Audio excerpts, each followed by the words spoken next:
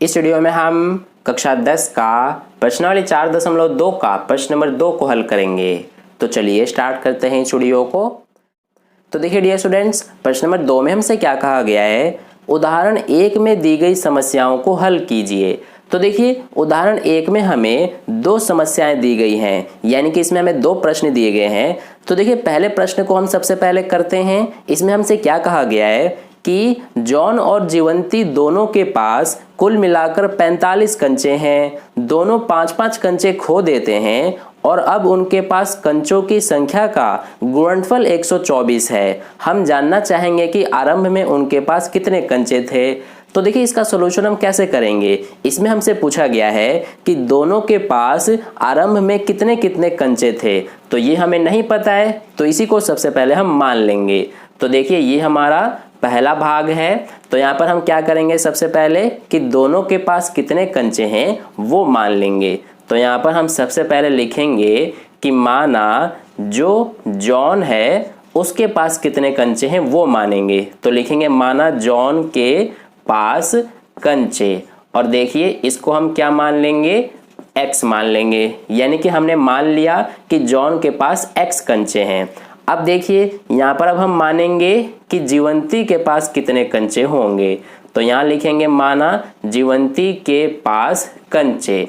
अब देखिए जीवंती के पास कितने कंचे होंगे। यहाँ पर हमें प्रश्न में कहा गया है कि दोनों के पास कुल मिलाकर 45 कंचे हैं, यानी कि जॉन और जीवंती दोनों के पास कुल मिलाकर 45 कंचे हैं। तो यहाँ पर हमने जॉन के पास x कंचे माने हैं, तो जीवंती के पास कितने कंचे होंगे। देखिए कुल अगर 45 कंचे हैं तो जीवंती के पास कितने होंगे। अगर हम 45 में से जो जॉन के पास कंचे हैं उसको घटा देंगे तो ये हमारा कितना बचेगा, जितना जीवंती के पास कंचे हैं।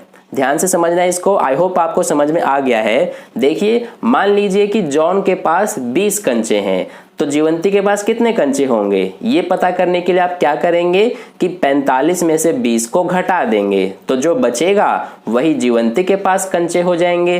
तो यही हमने यहाँ किया है, जो कुल कंचे हैं 45, उसमें से हमने जितना जॉन के पास कंचे हैं वो घटा दिया, तो ये आ गया जीवंती के पास जितने कंचे हैं वो। आई होप अब आपको समझ में आ गया है।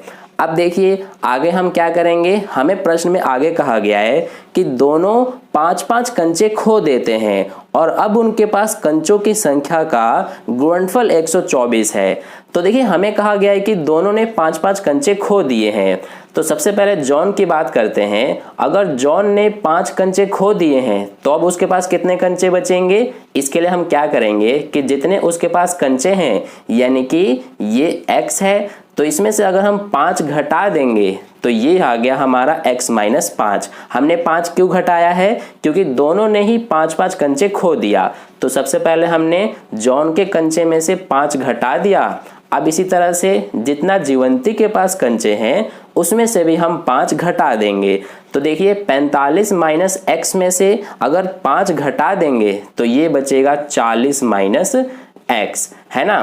तो ये हो गया। अब देखिए यहाँ पर दोनों ने 5-5 कंचे खो दिए और अब उनके पास जितने कंचे बचे हैं उसका गुणनफल हमें कहा गया है 124 है। यानी कि ये जो दोनों आए हैं इनका गुणनफल कितना है, 124। ठीक है, तो आई होप आपको यहाँ तक समझ में आ गया है। अब इसको हमें कुछ नहीं करना है, सॉल्व करते जाना है। तो देखिए सबसे पहले इस पहले ब्रैकेट का दूसरे ब्रैकेट को गुणा करेंगे। तो यहाँ पर x का 40 से गुणा होगा तो ये आ जाएगा 40x। फिर x का -x से गुणा करेंगे तो -x²। फिर -5 का 40 से गुणा होगा तो माइनस का 200, और -5 का -x से गुणा होगा तो माइनस माइनस प्लस, और ये हो जाएगा 5x। ठीक है, और फिर इसके बाद देखिए हमारा यहाँ पर ये बराबर में क्या है, 124। अब इसको आगे सॉल्व कर लेते हैं। देखिए यहाँ पर -x² है, तो ये x² वाला पद पहले लिखा जाता है, तो यहाँ पर हम इसको पहले लिखेंगे -x²। अब ये 40x और ये प्लस में 5x, तो कितना हो जाएगा, ये हमारा 45x हो जाएगा। फिर ये कितना है, माइनस का 200, और ये 124 को बराबर के इधर लाएंगे तो ये माइनस में 124 हो जाएगा, बराबर में क्या बचेगा, 0। अब देखिए यहाँ पर अब हम क्या करेंगे, इसको एक बार हम सॉल्व कर लेते हैं। ये -x² प्लस में 45x, अब देखिए -200 -124 माइनस माइनस प्लस, यानी कि 200 और 124 कितना होगा 324, और ये माइनस का चिन्ह आ जाएगा और बराबर में 0। अब यहाँ पर हम क्या करेंगे, देखिए यहाँ पर जो x² है इसके साथ माइनस लगा हुआ है, तो यहाँ पर हम सबसे पहले माइनस को हटा लेते हैं। अब देखिए माइनस हटाने के लिए हम क्या करेंगे कि जो ये पूरा हमारा है इसको बराबर के इधर ले जाएंगे, तो इधर ले जाने पर क्या होगा कि निशान सबका चेंज हो जाएगा। तो देखिए -x² को बराबर के इधर ले जाएंगे तो ये हो जाएगा प्लस का x² और ये प्लस 45x इधर जाके माइनस का 45x हो जाएगा, और ये -324 इधर जाके प्लस का 324, बराबर में ये हमारा 0 है तो 0 आ गया। अब देखिए ये हमने कर दिया। अब ये हमारा एक द्विघात समीकरण बन गया है। अब यहाँ पर हम क्या करेंगे कि इस द्विघात समीकरण के हम सबसे पहले 2 गुणनखंड ज्ञात करेंगे। ठीक है, तो देखिए गुणनखंड ज्ञात करने के लिए हम क्या करते हैं, ये हमने प्रश्न नंबर 1 वाले वीडियो में बहुत अच्छे से सीख लिया है। सबसे पहले हम x² का गुणांक लेंगे, तो ये यहाँ पर कुछ भी नहीं है तो क्या करेंगे कि 1 मान लेंगे, और जो लास्ट वाला अचर पद है यानी कि 324 तो इसको लेंगे और दोनों का गुणा कर देंगे, तो ये हमारा 324 ही आएगा, है ना।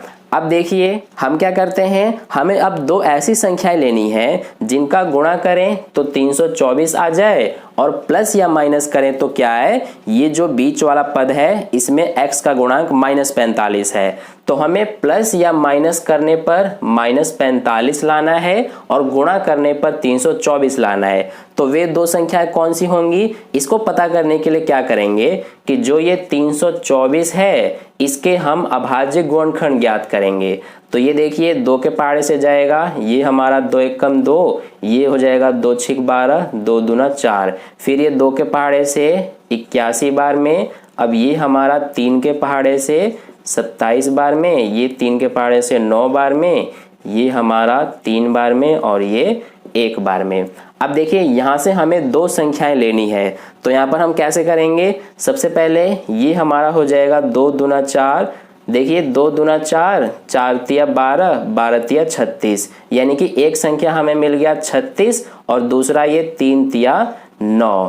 तो देखिए इन्हीं दोनों को हमें लेना है, और हमें देखिए यहाँ पर क्या लाना है, गुणा करने पर 324 और प्लस या माइनस करने पर माइनस का 45।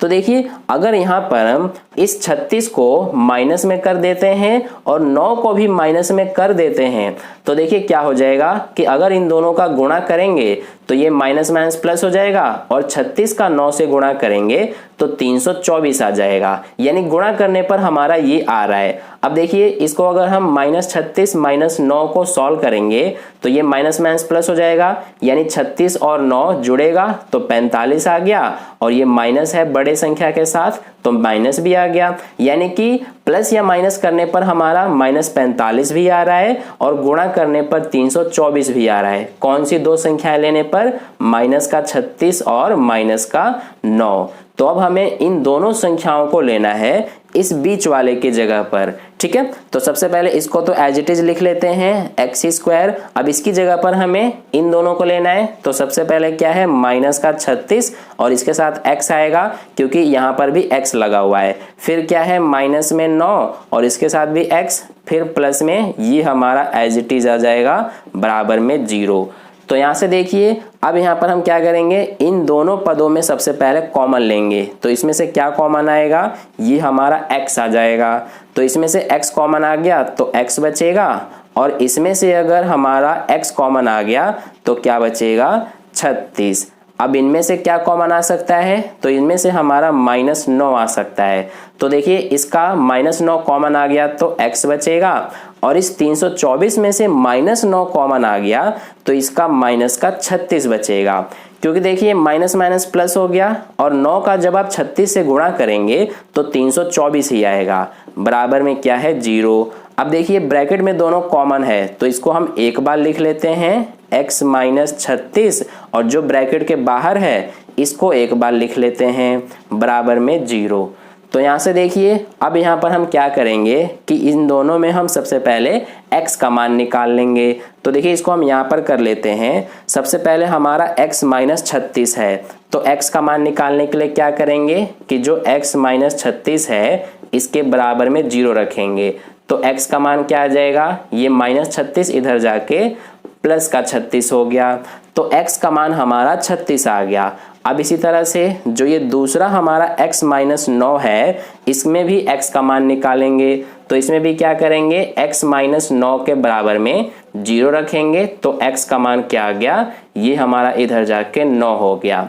तो देखिए यहाँ पर हमारे दो x के मान आ रहे हैं, एक तो 36 और एक 9। तो यहाँ से आपको समझ में आ जाना चाहिए कि देखिए यहाँ पर हमारा क्या हो सकता है, हमने x को क्या माना है, जॉन के पास कितने कंचे हैं वो। तो यहाँ पर देखिए x के मान हमारे दो हैं, एक तो 36 और एक 9 है। तो इसमें क्या होगा कि जॉन के पास या तो 36 कंचे हैं या फिर 9 कंचे हैं। अब देखिए इसको हम कैसे लिखेंगे, यहाँ पर हमारे दो सॉल्यूशन आ रहे हैं। तो यहाँ पर क्या होगा कि यदि हम यहाँ पर अगर x का मान 36 ले लेते हैं तो देखिए जॉन के पास कितने कंचे हो जाएंगे। यहाँ पर हम लिखेंगे कि यदि x का मान 36 ले रहे हैं तो जॉन के पास कंचे, तो देखिए कितने कंचे होंगे, जॉन के पास कंचे हमने x माना है और x का मान हम 36 ले रहे हैं, तो इसीलिए जॉन के पास कितने कंचे होंगे, 36। और अगर जॉन के पास 36 कंचे हैं तो यहाँ पर जो जीवंती है उसके पास कितने कंचे होंगे। देखिए जीवंती के पास कंचे, तो देखिए जीवंती के पास कितने कंचे हैं वो हमने क्या माना है, 45 माइनस x। तो यहाँ से हमारा ये हो गया 45 माइनस x का मान हमने क्या लिया है, 36, तो इसकी जगह पे 36 लिखेंगे, तो ये आ जाएगा हमारा 9। यानी कि अगर जॉन के पास 36 कंचे हैं तो जीवंती के पास कितने कंचे होंगे, 9। तो ये तो हो गया हमारा एक सॉल्यूशन। इसके अलावा एक और सॉल्यूशन ये होगा कि यहाँ पर हमने x का मान 36 लिया है, दूसरा हमारा x का मान 9 आया है। तो यदि हम x का मान इस बार 9 लेते हैं तो इस बार क्या होगा कि जो जॉन है, जॉन के पास कितने कंचे होंगे, ध्यान देना, ये हमारा जॉन के पास कितने कंचे हैं, ये हमने x माना है, तो x का मान इस बार हम 9 ले रहे हैं, तो जॉन के पास कितने कंचे होंगे, 9। अब अगर 9 कंचे जॉन के पास हैं तो जीवंती के पास इस बार कितने कंचे होंगे, तो यहाँ लिखेंगे जीवंती के पास कंचे, ये हमने 45 माइनस x माना है, तो सबसे पहले 45 माइनस इस बार हम x क्या लिए हैं, 9, तो यहाँ पर 9 लिखेंगे, तो इसको घटाएंगे तो 36 आएगा। तो देखिए दूसरा सॉल्यूशन हमारा ये हो जाएगा। तो देखिए यहाँ पर हमारे दो सॉल्यूशन हो सकते हैं, या तो जॉन के पास 36 कंचे या जीवंती के पास 9 कंचे हो सकते हैं, या फिर जॉन के पास 9 और जीवंती के पास 36 कंचे हो सकते हैं। तो यही हमारा सॉल्यूशन है पहले भाग का। ठीक है, आई होप आपको समझ में आ गया है। तो चलिए अब हम दूसरे भाग को करते हैं। अगर आपने इसको नोट नहीं किया है तो वीडियो को पॉज करके नोट कर लीजिए, नहीं तो इसका स्क्रीनशॉट मैं आपको टेलीग्राम ग्रुप पर सेंड कर दूंगा। अगर आपने टेलीग्राम ग्रुप ज्वाइन नहीं किया है तो उसको ज्वाइन कर लेना, उसका लिंक आपको इस वीडियो के डिस्क्रिप्शन में मिल जाएगा। तो चलिए अब हम दूसरे भाग को हल करते हैं। तो देखिए डियर स्टूडेंट्स, दूसरे भाग में हमसे क्या कहा गया है कि एक कुटीर उद्योग एक दिन में कुछ खिलौने निर्मित करता है। प्रत्येक खिलौने का मूल्य 55 में से एक दिन में निर्माण किए गए खिलौनों की संख्या को घटाने से प्राप्त संख्या के बराबर है। किसी एक दिन कुल निर्माण लागत 750 रुपए थी। हम उस दिन निर्माण किए गए खिलौनों की संख्या ज्ञात करना चाहेंगे। तो देखिए इसमें हमसे पूछा गया है निर्माण किए गए खिलौनों की संख्या। अब देखिए इसका सॉल्यूशन करने के लिए हम क्या करेंगे कि निर्माण किए गए खिलौनों की संख्या को हम मान लेंगे। तो यहाँ पर हम अपने सॉल्यूशन में लिखेंगे कि माना खिलौनों की संख्या। तो देखिए यहाँ पर हम खिलौनों की संख्या को क्या मान लेंगे, इसको हम x मान लेंगे, यानी कि निर्माण किए गए कुल खिलौनों की संख्या क्या है, x है।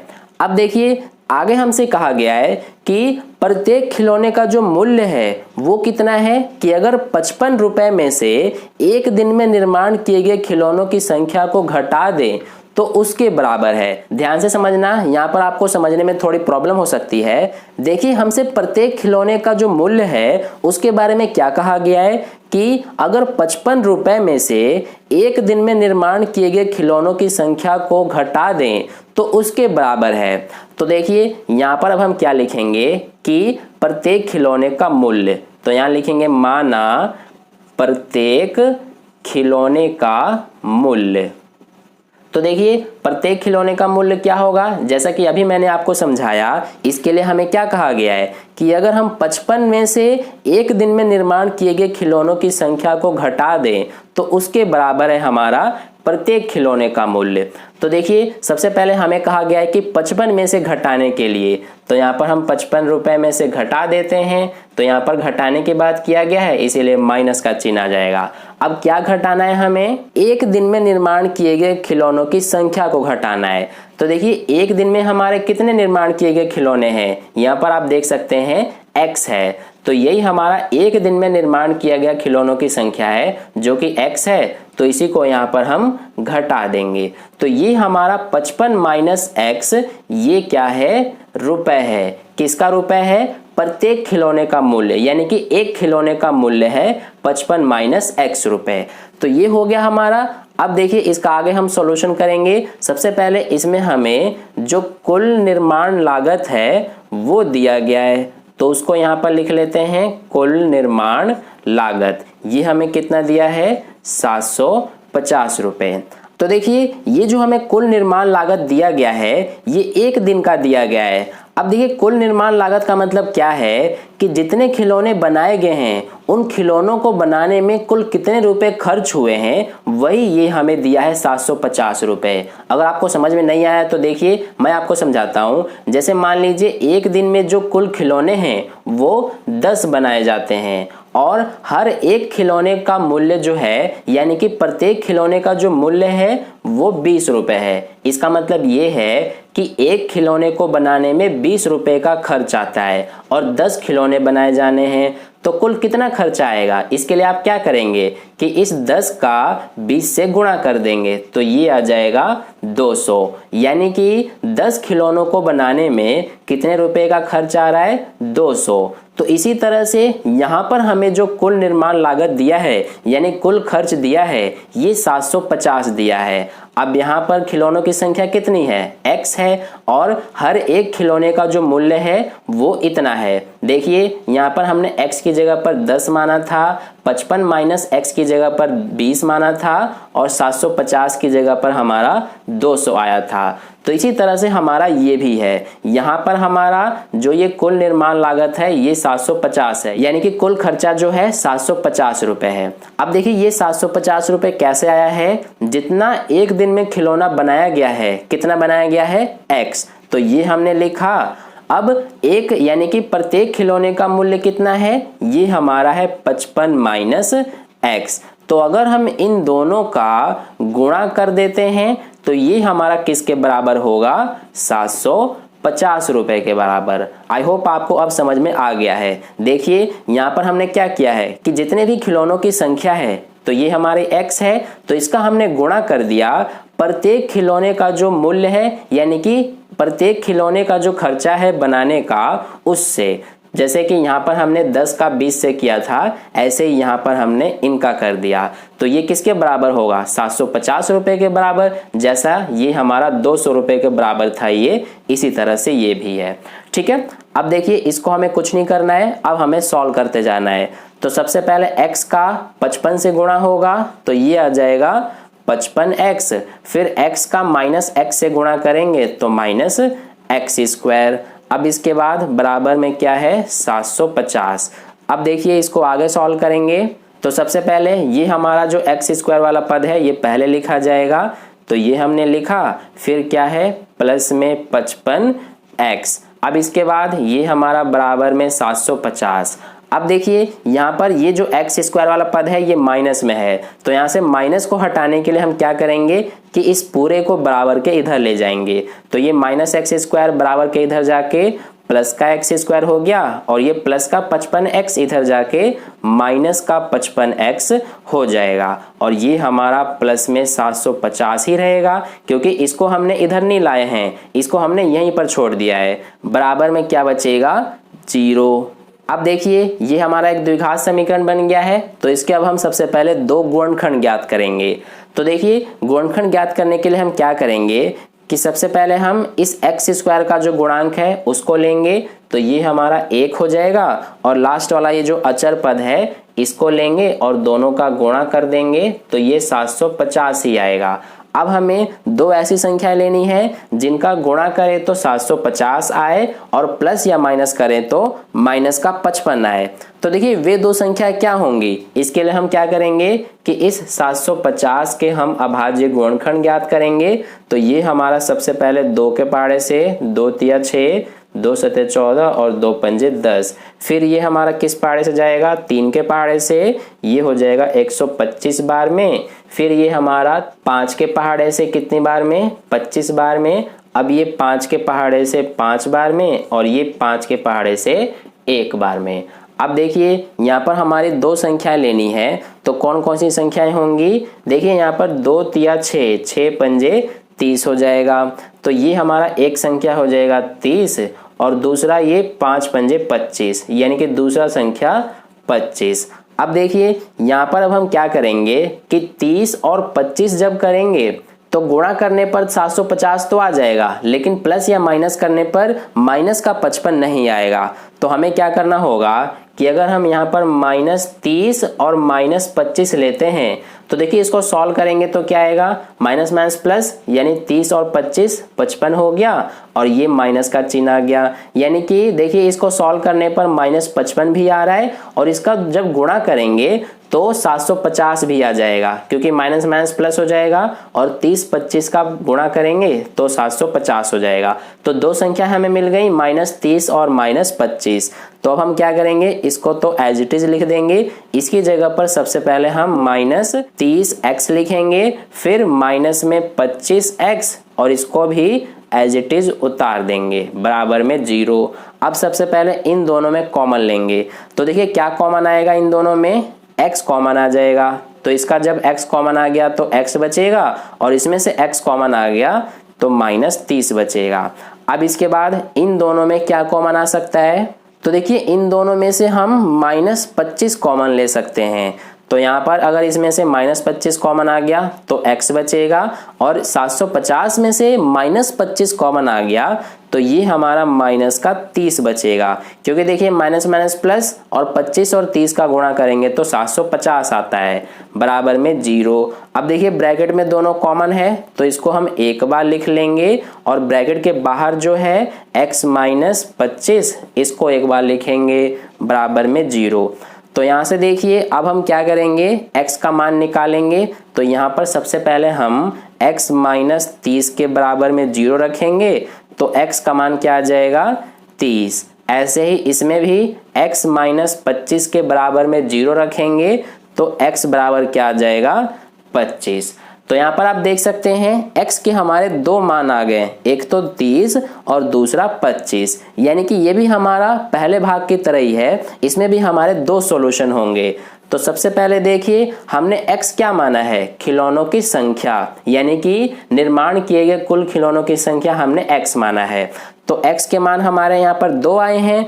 तो इसीलिए अगर हम सबसे पहले यदि x का मान 30 मानते हैं तो जो खिलौने हैं इन खिलौनों की संख्या क्या आएगी, यहाँ पर लिख लेते हैं खिलौनों की संख्या।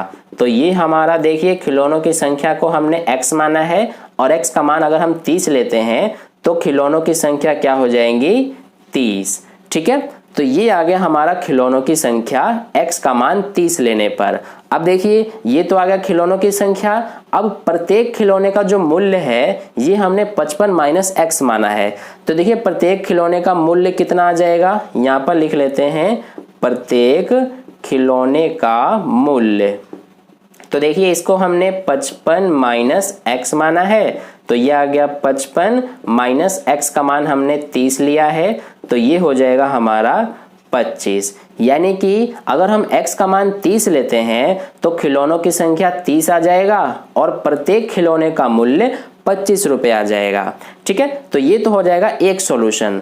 अब देखिए दूसरा सॉल्यूशन क्या होगा कि यदि हम जो x है, x का मान अगर 25 लेते हैं तो इसमें हमारा क्या होगा कि जो खिलौने हैं, इन खिलौनों की जो संख्या है वो कितना हो जाएगा हमारा, ये हो जाएगा 25, क्योंकि x का मान इस बार हम 25 ले रहे हैं।